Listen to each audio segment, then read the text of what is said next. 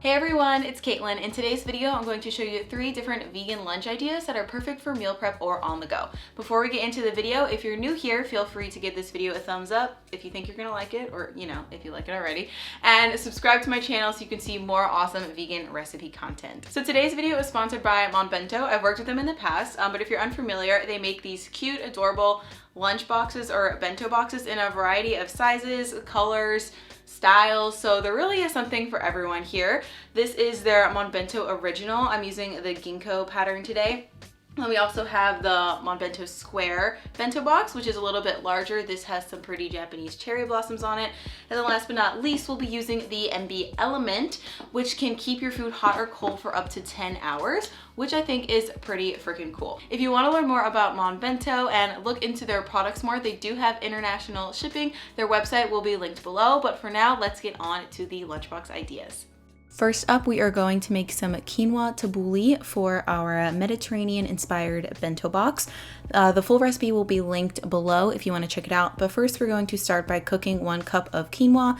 You guys should just follow the package instructions, you know the drill. And then we just mix everything together to make the tabbouleh. So we're starting with some fresh lemon juice, as well as some lemon zest, and some extra virgin olive oil and salt. I also have a recipe on my blog where you can use tahini instead of olive oil. It's a little bit less traditional, but yeah, just mix it until it's well combined. Then we're going to add everything in. So we have our cooked quinoa, some finely diced tomato, red onion, cucumber, parsley, and mint, and then just mix everything together. This recipe is very easy and simple. The most time-consuming part is chopping everything, but you can also just use a food processor if you want. You do just want to make sure it's as finely chopped as possible so you get that nice little bite of everything in every bite. So I put that into my bento box, and I decided to top my tabbouleh with some white beans to give it a little bit of extra plant-based protein. I'm using the MB original here. So because tabbouleh has a very Mediterranean or Middle Eastern style flavor profile to it, I decided to continue that with my snacks.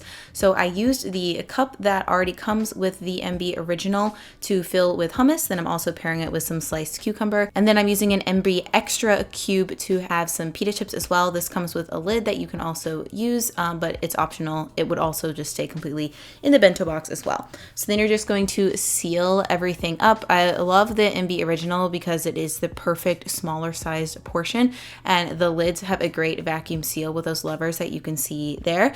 And then you just top it off and pack it to go, or put it in the fridge and take it with you the next day. This little elastic band helps keep everything together, so if you are using both of the 2 containers, everything will stay nice and tight and secure and leak proof. And the ginkgo pattern also comes in a cute little bottle, so I used some of my leftover cucumber and mint from my tabbouleh to make an infused water to take on the go with me, which I thought was really cute, and this set just looks so nice together. I think it's both kid and adult appropriate. Next up, we are going to be making a kimchi ramen salad with some crispy tofu for an Asian-inspired bento. The first thing we're going to do is make some crispy tofu. This recipe is very popular on my blog. I've made it several times, but I'm going to show you again. So first, we're going to start out by cutting a block of extra firm tofu. I have pressed the tofu, which gets some of the extra liquid or moisture out of the tofu, which will make it more crispy when we bake it in the oven. So here, as you can see, I cut the block in half, and then I cut each half into, 16 pieces. So you cut it in half, then in half again, in both directions to get some nice even-sized cubes.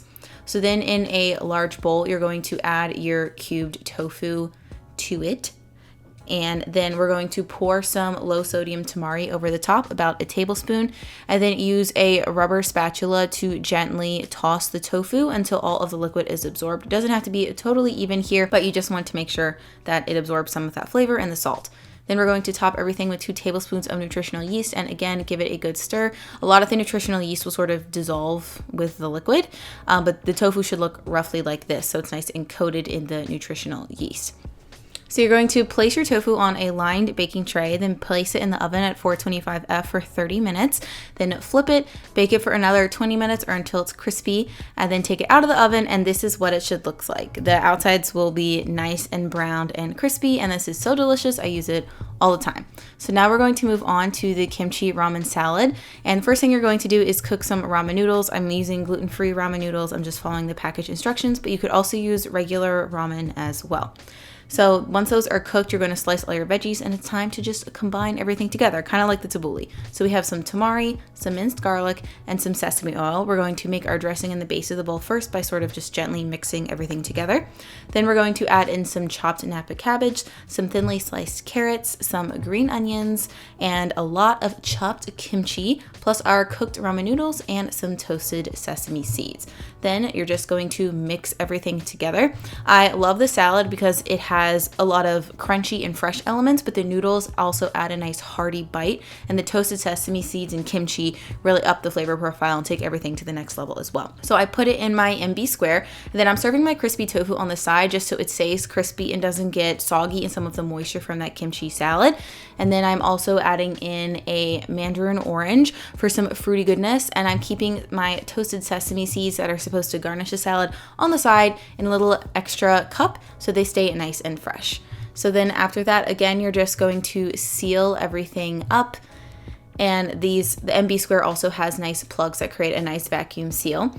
And then you're just going to put the lid on, and this box actually comes with 2 straps, so the one I'm using is big enough so it will hold both compartments together, but also comes with a smaller one so you can just use the top compartment if you wanted to take some snacks or a smaller meal with you. And this one also has a nice matching water bottle, so if you're very type A and like to coordinate, I think this is a very cute combination. Then last but certainly not least, we're going to be using the MB element to make a vegan taco salad. First, we're going to start by making the chipotle mayo for our salad, which is going to serve as the dressing and some nice creaminess. We'll add a cup of soaked cashews to a blender with 1 chipotle pepper in adobo that comes from a can, plus a clove of garlic, a pinch of cumin, some salt, and some lime juice. Then you'll also add a splash of water and blend everything together until it's nice and smooth. I'm just using a bullet blender here, but a high-speed blender will work as well. So the texture will be pretty thick. If you want your dressing to be thinner, you can add more water if you want, but because this is supposed to be sort of a mayo substitute, we're looking for that thicker texture here. So now that that's done, we're also going to prep some tortilla strips in the oven instead of using tortilla chips. You could buy those if you want, but I just decided to make my own with corn tortillas. As you can see, I'm slicing them pretty thinly here because I didn't want any large chunks, and I'm trying to keep them about roughly the same thickness so they all cook evenly in the oven. So after you've sliced your tortilla strips, you can just transfer them onto a baking tray, and you can drizzle them with oil if you'd like. Personally, I'm using a spray. It's sort of like it's called a misto. You pump it up with the oil and it comes out in a spray, and I just find that it coats the tortilla strips more evenly. So you're just going to toss those and then spread them out on the baking pan, give everything a good sprinkle of salt, and bake those in the oven until they're nice and crispy. And then while those bake in the oven, in the meantime, we can go ahead and make our seared corn. So we're going to heat about a tablespoon of oil on a pan over medium-high heat, then add in some frozen corn and 1 diced jalapeno. I removed the seeds so it would be less spicy. And then we're just going to essentially cook this until the corn starts to sear. As you can see here, it's getting some nice brown bits. We want to let the corn sit actually for about a minute or so before we move it around. So that's how you're going to get that dark flavor on the corn, and it will have a flavor almost as if it was grilled. So you're going to keep cooking this until there's no more liquid on the pan, and you know the corn is pretty evenly seared on both sides.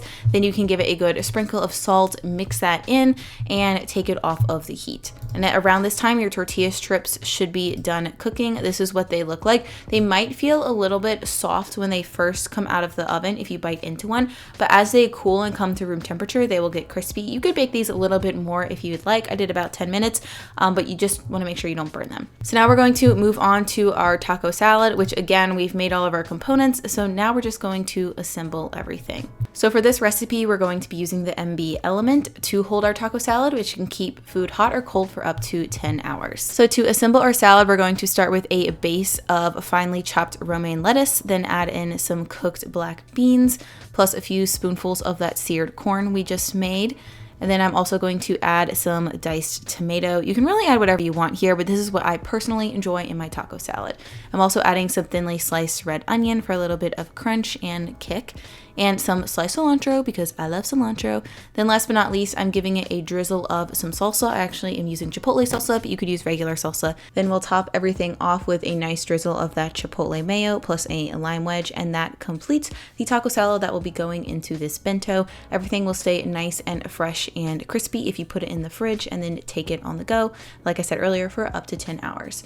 And I didn't add the cooked tortilla strips to my salad because I didn't want them to get soggy, so I'm using this MB Extra container just to add a few of them, and then I'll just carry it along with my element if I'm taking it on the go, or just keep it on the counter. You don't need to refrigerate these, and then add them to my taco salad when I'm ready to serve and dig in and enjoy. So we have our taco salad and our tortilla strips, and now the only thing left to do is to seal everything up. And I like to keep the taco salad obviously in the fridge until I'm ready to take it on the go with me, but you can keep the tortilla strips at room temperature. They don't need to go in the fridge. And that's it for this video. I hope it gave you some vegan lunchbox inspiration. Honestly, you could also enjoy these for dinner as well. I know a lot of us are working from home or staying at home, but I still think that the act of preparing or packing a lunch can be really beneficial to having a productive workday. And the nice things about these bento boxes is that they don't take up any more space than a Tupperware container would in your fridge. So you could even pack these, put them in your fridge for meal prep, and enjoy them throughout the week. So big thanks again to Mon Bento for sponsoring this video. And as always, all of the recipes that I referenced in the video are linked in the description below, so check those out too, as well as the Mon Bento website.